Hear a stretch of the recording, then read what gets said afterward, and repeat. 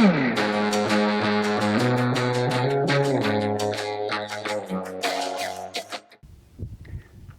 this is our coop for our pullets. So pullets are birds that are 12 weeks or older. Again, pullets are 12 weeks old or older. So you can see our little guys in here. These are some that we inherited, and they are doing well. We got their feeder under there, got the water right there, and as pullets, we also begin feeding them scraps, squashes and melons and those kind of things that they really do like. So they've done a good job of eating a lot of that. I brought it out here just a little while ago. So let me fill up their feeders and they'll check their water. You guys are curious about the camera.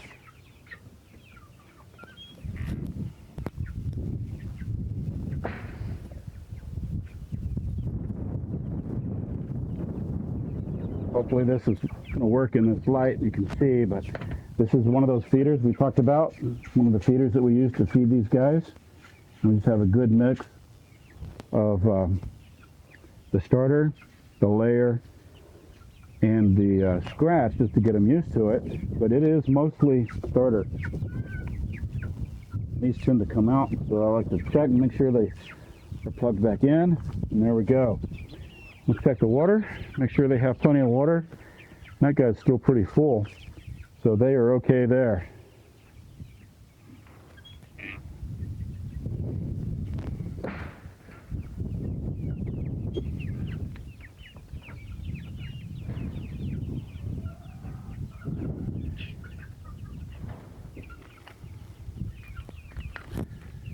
So we have happy chickens, or happy pullets, learning how to be chickens and live outside.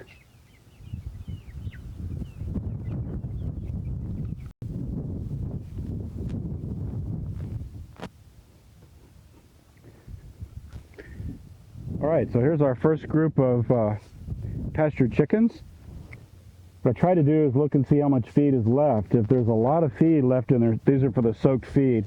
If they have a lot left in here, I may reduce how much I'm giving them. I don't want a lot left every day and wasting that precious, expensive feed. So we had a lot of rain and filled all these up with water, so I'm just going to dump these out so we have a nice clean place to put their soaked feed. So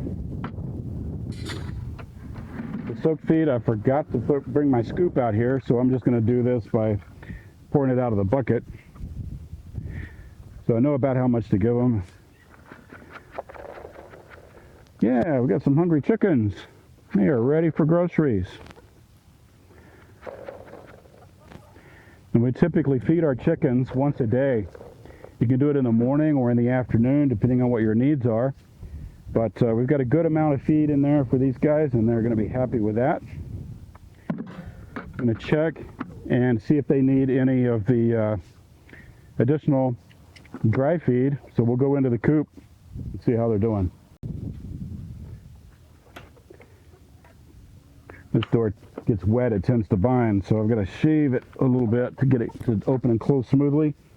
But here's that feed trough we talked about earlier with the made out of PVC. So we're going to just check and make sure they have enough, which they do. I could top it off a little bit here on the end.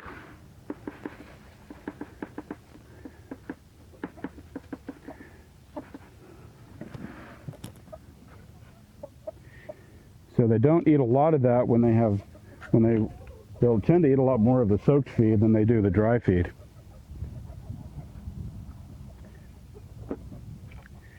At each one of these coops, we also have a little compost spot. So we'll put out just about anything that chickens like to eat, all the greens and squashes and melons and things like that. So a nice way to compost. They'll scratch around in there, they'll eat a ton of that. So they get well fed. And last but certainly not least is to check their water, make sure it's good, or if we just want to switch them out, make sure they're fresh. This one got rained in. I can see a little bit of the algae growth in this one, so it's still pretty full. But I'm going to go ahead and clean it out. So I just turn the pan over. This is the clean one, the one I just brought out. I'm going to flip it over, and through those little holes in the side of the bucket, those little 3/8 inch holes, it will fill that waterer. So let me show you.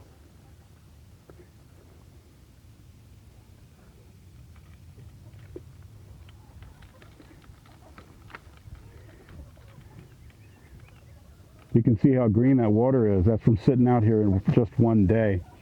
And so there's the fresh one I just put out, and it's beginning to fill that pan. So that pan, it'll only fill up to those holes, and then it will stop.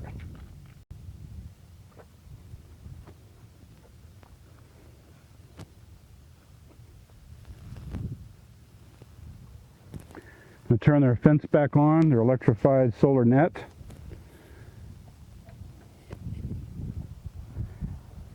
You can hear it tapping on the tractor. All right, I'm off to the next one.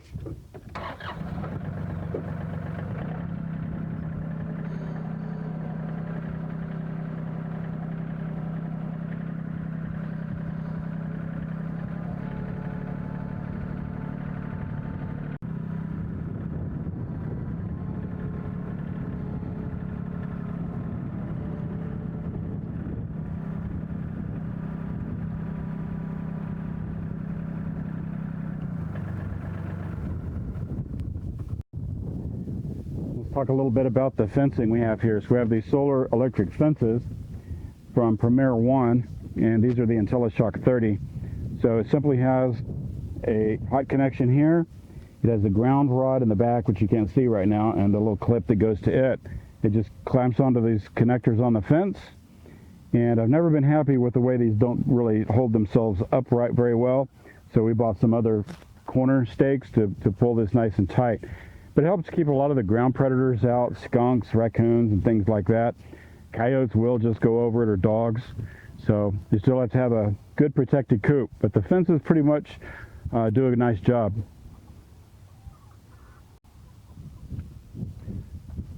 So this coop has fewer chickens in it. I think there's like only 8 in this one. So we'll have some other chickens, that probably those pullets that'll be joining them. But still, after all the rain, their feeders are full. Their little feed pans for the soaked feed. The other important thing we've learned about the soaked feed is that it washes out a lot of the, they're called anti-nutrients. They're things that are in grains that prevent chickens from being able to digest the food well. So we will soak it in order to remove those anti-nutrients and make it more digestible to them.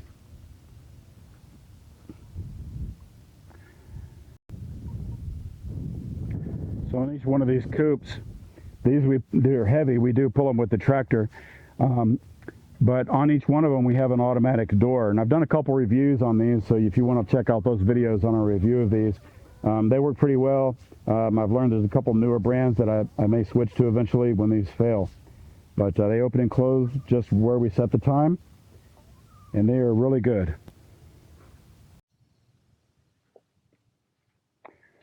We've also installed these best nest boxes inside our coops. It's probably the best that we found. They just have a flip-up lid, and you can gather the eggs out of here easily. One downfall we have run into in these, though, is if they're up high, the chickens want to roost. They'll try to roost on here at night, so we really don't want that. They kind of make a mess. The other downfall is when the eggs come out where they're laying in here, they tend to hit this metal down here, and some of the eggs will get cracked. So we put foam down here at the bottom to prevent that from happening.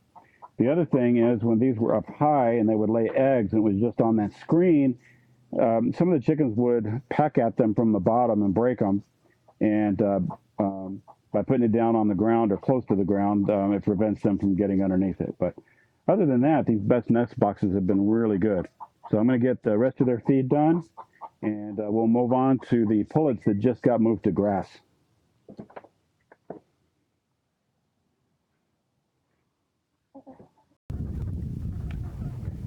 All right, so this is our group of pullets that we just moved to grass. They're big enough and old enough to come out and be in one of the chicken tractors outside. But pullets are young chickens or hens that have not yet started laying. But aren't they pretty? The other thing is, you can see that guy right there. We always try to keep a rooster in every pen because the roosters are actually pretty defensive and they do a pretty good job. They have certain calls that they'll make that'll send all of those hens running right into the coop. All right, so these guys are hungry. They have literally eaten everything. So we're going to give them the rest of this soaked grain. And if there's any manure or debris in here, we'll... Hey! So we'll get this out to these guys. And then I've got another pan here I'll put their dry feed in. But they're all doing good.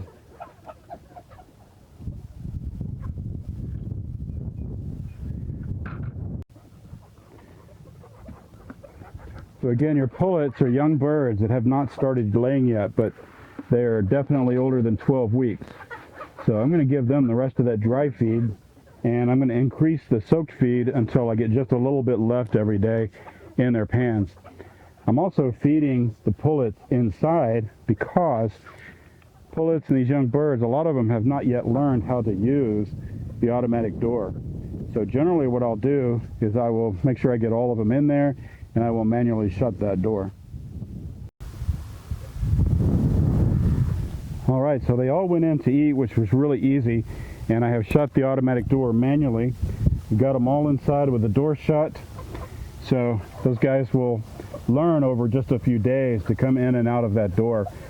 Just don't want them to be left outside at night where they can get hurt or predators will get them, so we really want to make sure that they understand that that's where they go in. So these coops themselves, these things are really pretty secure. Basically, there are 3 cattle panels. You might be able to see them better from the inside. There are 3 cattle panels on a wood frame. So basically the wood frame acts as a skid, and we've got the lumber on the back, and again, just lumber here on the front that holds all the sides together and makes everything good and sturdy. So they are held together. We've done a couple other videos with these hog rings. So we have the cattle panels that we put on, and then over the top of the cattle panels we put chicken wire, and over that we put, in the summer months, we change it out and we put on white tarps. In the winter months we'll use black tarps. The door, just a simple frame door made out of 1x4s, a simple latch and handle, and I do use hardware cloth on the doors. So they're pretty sturdy, and then, so it's well ventilated in the front, and then on the back side, we have some panels up there that sort of block the wind, but it is very open. So you can see it's got ventilation at the top and the bottom. So where they roost, let's look at their roosts, because however many birds you're going to have, or whatever size your coop's going to be, you really need enough roosting space for all of the birds to get up off the ground. So there are, in each one of these, hopefully you can see these, there are 4 roosts, and they're held onto the cattle panels with wire. So that is plenty of room for about 40 birds.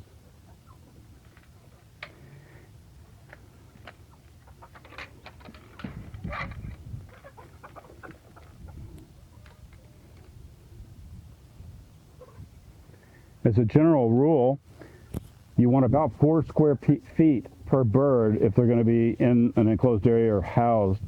So being out on grass during the day, they have plenty of area to get out, move around.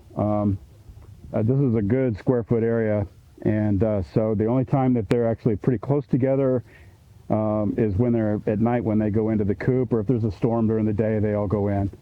So it's good protection for them. Got to keep them safe.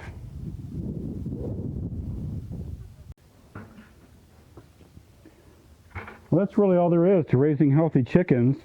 The feed quality, and the feed is important. We really believe that buying an organic quality feed, non-pelletized, is really important.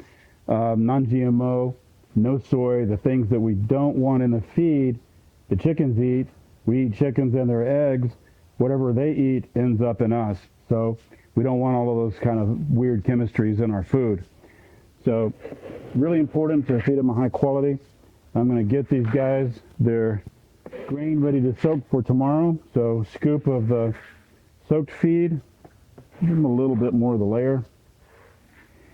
A nice scoop of sunflower seeds.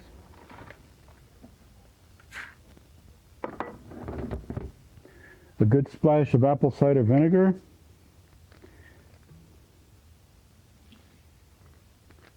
And then I'll fill this up with water, just right up in here, so it covers the seeds very well, and then we'll drain it and rinse and repeat tomorrow, as it were.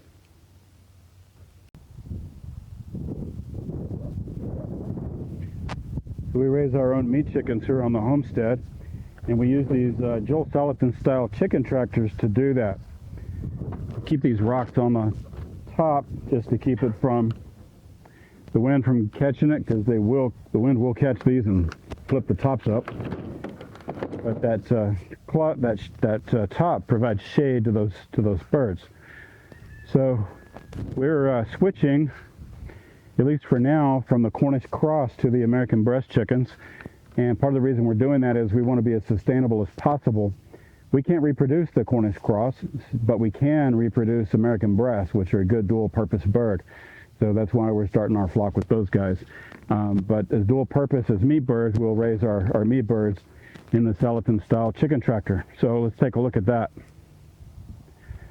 So we have good windbreaks. We have this fiberglass siding around 3 sides here. We have a similar fiberglass material just in white on the top. Everywhere else is hardware cloth.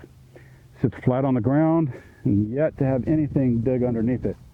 So I did make it a little heavier than a Joel Salatin type chicken tractor. So this one is made with 2x4s primarily. So it is a little bit heavy. I can pull it by hand, but the wife can't. We have a rope on each side, and she just backs up to it, and she can pull it with the tractor wherever she needs to go. So works very well. On the top, to reinforce the plastic or this siding type that's on the top, we just have cut cattle panels up here, and those make a nice sturdy top. The only issue is we have a lot of high wind, and I do need to put some rocks on there just to keep that from being flipped up. All right, so that's it for our little video series on From Chicks to Chickens, and I hope you've enjoyed it. I hope you'll give our videos a thumbs up. Be sure to hit that subscribe button. If you have any questions or comments, be sure and leave those in the section below. We're always here to help you guys as backyard farmers, homesteaders, and farmers do what we do best. We'll see you next time. Bye-bye.